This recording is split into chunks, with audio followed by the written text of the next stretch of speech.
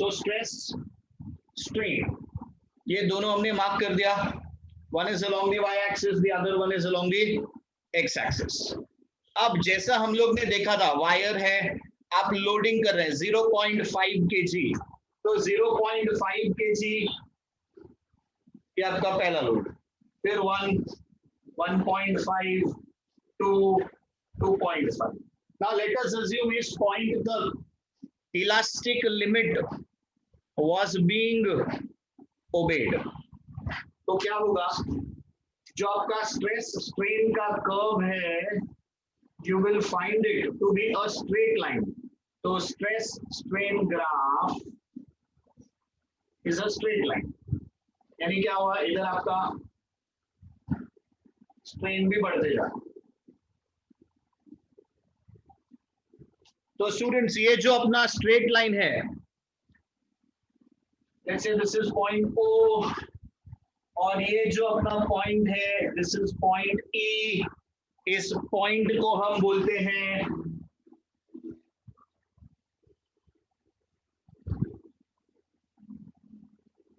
Elastic limit. अब इसके अंदर मतलब O से लेके E के बीच में कहीं पर भी आप रुक गए और आपने अनलोडिंग शुरू कर दिया, तो you will always be able to come back to this point O. That means the body will absolutely regain its original shape and size. अब देखिए इस पॉइंट E के आगे क्या कमाल होता है वो देखिए, प्लीज ध्यान दीजिए. तो पॉइंट E के आगे you will find that the graph is no longer a straight line. तो अब वो स्ट्रेट लाइन नहीं बचा, वो क्या हो रहा है देखिए ध्यान से, वो कर्व हो रहा है. ठीक है, अब इस कर्व को समझने का कैसे, इसका मीनिंग क्या हुआ, देखिए समझाता हूं आपको. स्ट्रेस कितना बढ़ा, तो ये आपका स्ट्रेस बढ़ा, और इसके कंपैरिजन में स्टूडेंट्स स्ट्रेन देखिए, स्ट्रेन कितना बढ़ा.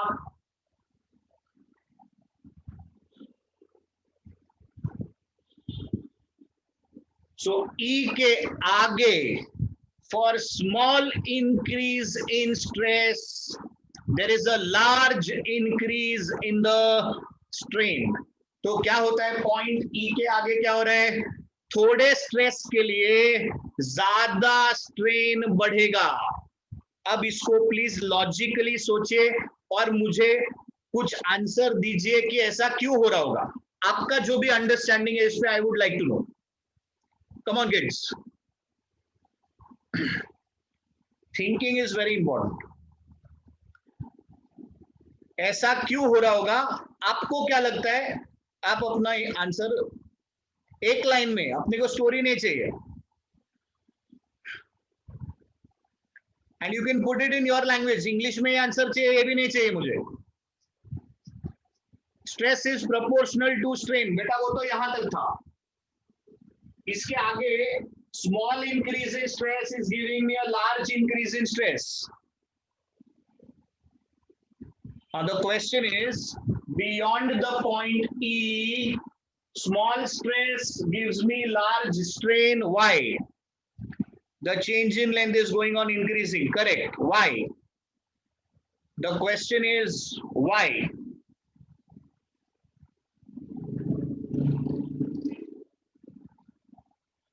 Hooke's law does not work. Okay, crosses the elastic limit. Very good, Tanushree. Elastic limit is passed. Very good, Tanvi. The change is reversible. Okay, Harendra. Excellent boy.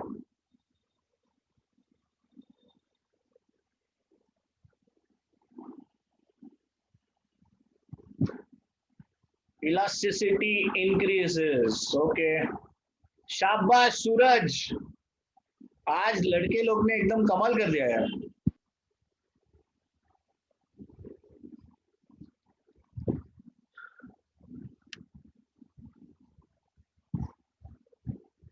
Because point okay, change is reversible. Okay, elasticity to plasticity. Good one Gauri, very good. बहुत बढ़िया, बहुत बढ़िया. चलिए, very good. सो बहुत सारे लोगों ने, शाबाश निशा, निशा ने भी पहुंच गए. ऐसा लड़के लोग का तारीफ किया तो ऐसा ये होगा. अच्छा, बढ़िया. ये तो अच्छा कंपटीशन है भाई. Okay, good good good thinking. देखिए, बहुत सही सोचा आपने. अब एक्सटर्नली तो कुछ नहीं हो रहा है, इसका मतलब ऐसा कुछ इंटरनली हो रहा होगा. कुछ तो अंदर चेंज हो रहा होगा बॉडी के, क्योंकि बाहर से तो वही वायर है. हम तो लोड लगा ही जा रहे थे. आधा आधा किलो लगाया, 1 मिनट वेट किया, फिर से आधा किलो लगाया, फिर से 1 मिनट वेट किया, तो अपना काम तो वही चल रहा था. अब इस पॉइंट के आगे, excellent Gauri, yes Gauri, yes yes yes. तो इस पॉइंट के आगे स्टूडेंट्स, जैसे जैसे आप ये देख रहे हो, व्हाट इज हैपनिंग इज, जो इलास्टिसिटी है वो धीरे धीरे कम होता जा रहा है. So elasticity is going on decreasing and that plasticity of the body goes on increasing. तो बॉडी के अंदर प्लास्टिसिटी का मात्रा बढ़ते जा रहा है, इलास्टिसिटी का मात्रा कम होता जा रहा है. अब ऐसा क्यों हो रहा है? क्योंकि बॉडी वापस क्यों जा रहा था? बॉडी वापस जा रहा था इंटरनल रिस्टोरिंग फोर्स के वजह से. और जैसे जैसे आप बॉडी को खींचते चले जाओगे या ज्यादा एक्सटर्नल फोर्स अप्लाई करोगे, एक्सटर्नल फोर्स में लिमिटेशन नहीं है, बट इंटरनल रिस्टोरिंग फोर्स का एक limitation. Internal bonds will start breaking. If you have observed कोई पुराना रबर बैंड, अगर आपके पास कोई पुराना रबर बैंड होगा, काफी टाइम यूज्ड रबर बैंड होगा, तो आप देखिए वो बीच बीच में कोई कोई पॉइंट्स में एकदम पतला हो जाता है. तो वो क्या हुआ है? एक्सटर्नल फोर्सेस के ज्यादा होने के वजह से वो पॉइंट्स पे जो बॉन्ड्स थे, इंटरनल बॉन्ड्स थे, वो टूट गए. Yes, it starts losing the shape too. Very good, Jordan. That is precisely what is happening. No, it is उसका ओरिजिनल शेप से थोड़ा सा बड़ा हो जाता है वो. Yes, correct, absolutely. So very good observation, students. तो E से लेके इस पॉइंट तक, इस पॉइंट को नाम दिया गया है Y. Y का नाम है यील्ड पॉइंट.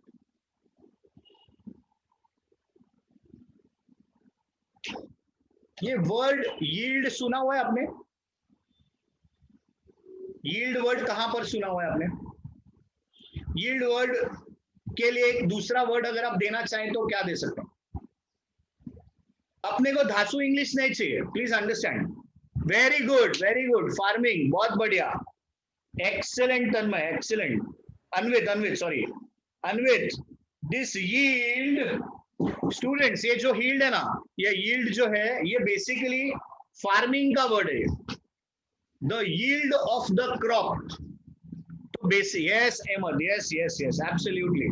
तो ये जो यील्ड वर्ड है, this relates to the output. तो ये मेरा यील्ड पॉइंट है, मतलब यहां पर मैं मैक्सिमम जोर लगा चुका हूं. अब इसके आगे मेरे पास कुछ बचा ही नहीं है इलास्टिसिटी. यानी ये वो पॉइंट है आपका जहां पर बॉडी का इलास्टिसिटी इज ऑलमोस्ट खत्म. अब इसके आगे क्या होता है, प्लीज ध्यान दीजिए. इसके आगे ग्राफ पे ध्यान दीजिएगा स्टूडेंट्स, और आपको बताना क्या हो रहा है.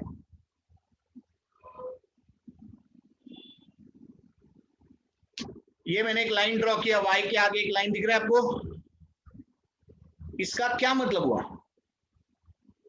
ग्राफ से इसमें क्या समझ में आया आपको?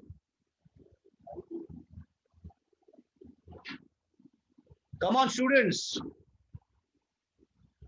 This is a straight line parallel to the x-axis.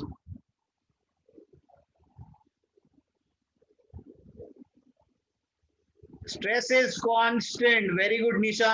Gauri, अभी परमानेंट डिफॉर्मेशन नहीं हुआ है, थोड़ा सा बाकी है अभी. वो टूटने के लिए अभी थोड़ा सा और जोर लगाएंगे, फिर टूट जाएगा.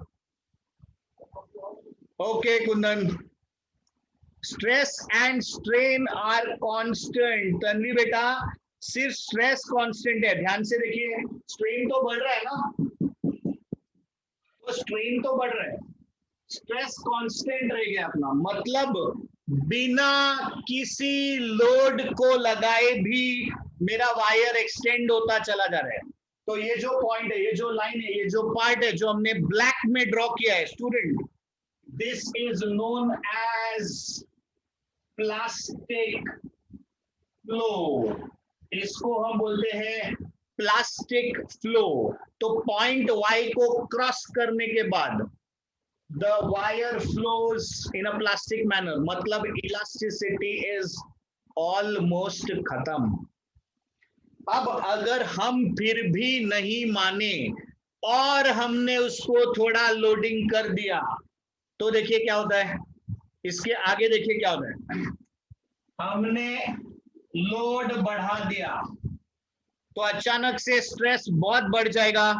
Yield point का value is not the same for all bodies. It will change from body to body. Students, ये एक जनरल ग्राफ है जिसमें हम पॉइंट्स और रीजन्स को समझ रहे हैं। The values will change from body to body. Steel के लिए अलग होगा, एल्यूमिनियम के लिए अलग होगा, ब्रास के लिए अलग, सिल्वर के लिए अलग, गोल्ड के लिए अलग। अब देखिए इसमें हम फिर भी नहीं माने, हमने क्या किया, हमने स्ट्रेस बढ़ा दिया और स्ट्रेस बढ़ाने की वजह से यू विल फाइंड कि जो आपका वायर है वो करेक्ट शिवम, बहुत बढ़िया, उसके अंदर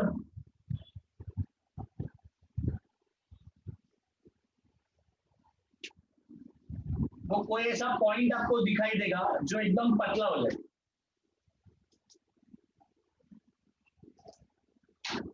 तो ऐसा अपने को एक पॉइंट दिखाई देगा जो एकदम पतला हो जाएगा और उसके बाद आपका वायर कभी भी टूट सकता है।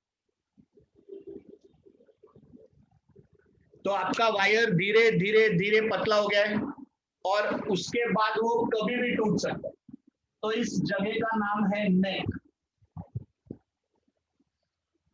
नेक मतलब गर्दन, bottle neck. So basically that neck is generally which is something which is slender.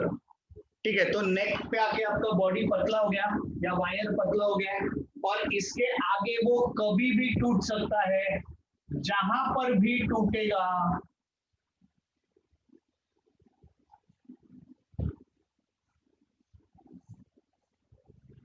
वो हो जाएगा ब्रेकिंग पॉइंट। उस जगह को हम बोलेंगे ब्रेकिंग पॉइंट। सो स्टूडेंट्स, एक एक करके हर एक रीजन को एक बार फिर से ऑब्जर्व करते हैं। This is a very important 4 mark का बड़ा answer, fracture point. Yes yes yes, definitely it can also be known as fracture point, of course. I prefer easy words, but हाँ ये करेक्ट है वर्ड आपका।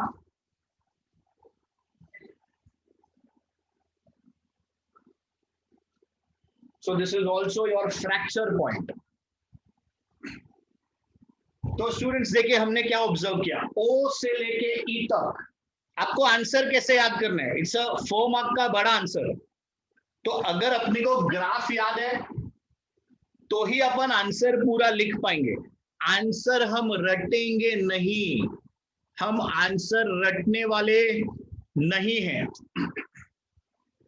So point number 1, it will be from O to E. So you will write O से लेके E तक क्या हुआ, तो O से लेके E तक जो ग्राफ है it is obeying Hooke's law. Stress is directly proportional to strain. So from the point O to the point E, stress is directly proportional to the strain. Hooke's law is being obeyed. तो Hooke's law क्या हो रहा है, Hooke's law ओबे हो रहा है। Point number 2, ई से लेके वाई तक। अब ई से लेके वाई तक एक चीज है जो करके चेक किया जाता है, वो अभी हमने नहीं किया, we were on the graph. Yes yes Jordan, So E to Y, from the point E to the Y, what do you observe?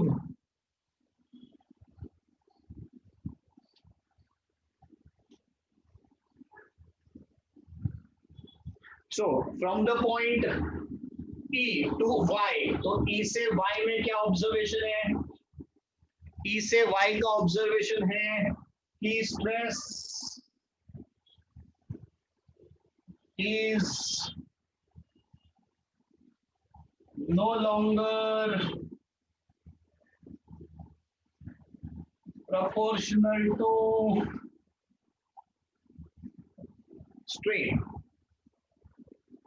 ठीक है, और एक चीज बहुत प्यार से हम लोग उसको कैसे याद रख सकते हैं, देखो, for small increase in stress, there is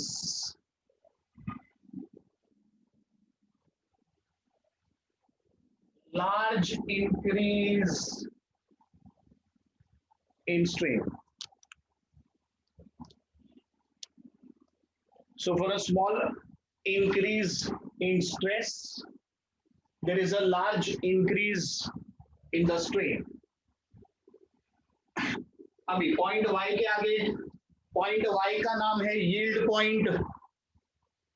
so beyond y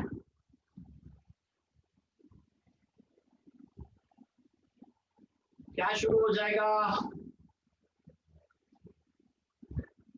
beyond the point y plastic flow शुरू हो जाएगा.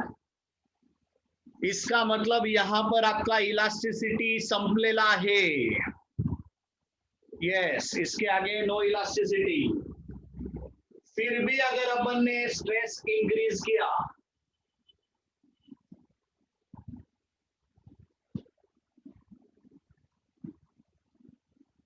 तो नेक इज फॉर्म्ड. नेक का भी और एक टेक्निकल नाम है,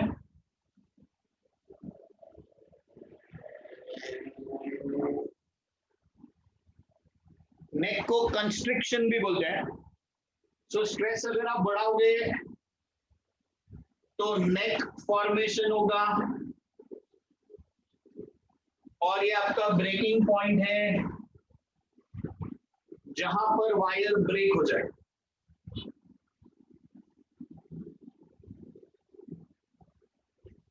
सर क्या वायर नेक पे ब्रेक हो सकता है? हाँ हो सकता है. वो ब्रेक वहीं से होगा, थोड़ा आगे पीछे नेक फॉर्मेशन के जस्ट बाद में भी हो सकता है, at the point of neck भी हो सकता है. हमको सिर्फ एक टर्म दिखाना है तो हम बता रहे हैं कि भाई इसके आगे कभी भी आपका वायर ब्रेक हो सकता है. सो दैट पॉइंट थोड़ा ऊपर नीचे रहेगा, it really doesn't matter. Okay, अब एक चीज जो हमने इसके अंदर अभी तक नहीं दिखाया है, let's focus on that. Supposing E के आगे हम लोग चले गए और फिर हमने डिसाइड किया कि नहीं चलो अभी हमको वापस आना है, हमको अनलोडिंग करना है. ई तक क्या था? ओ से लेके ई के बीच में कभी भी आप अनलोडिंग शुरू करेंगे तो you will always be able to come back to this point.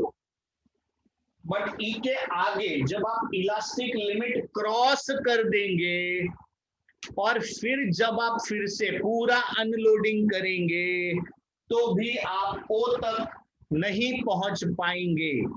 तो आप कहां पे पहुंचेंगे? ये देखिए कैसे बनेगा. So what you have to do is you have to draw a line which is parallel to this line from this point. तो इस पॉइंट से एक लाइन आप ड्रॉ कीजिए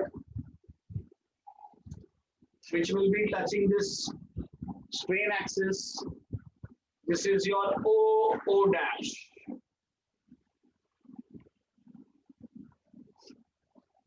एक मिनट, क्या क्वेश्चन पूछा है?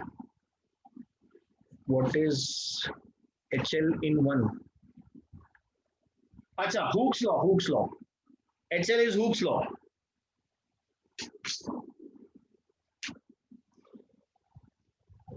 ओके स्टूडेंट्स, सो ये हमने एक लाइन ड्रॉ किया विच इज पैरेलल. तो ये जो पार्ट है मेरा, इसका भी एक नाम है और इंपॉर्टेंट चीज है ये.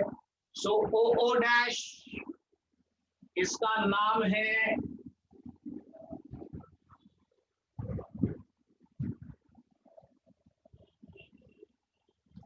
परमानेंट सेट, इसको बोलते हैं permanent set, because this much strain has set in the wire permanently.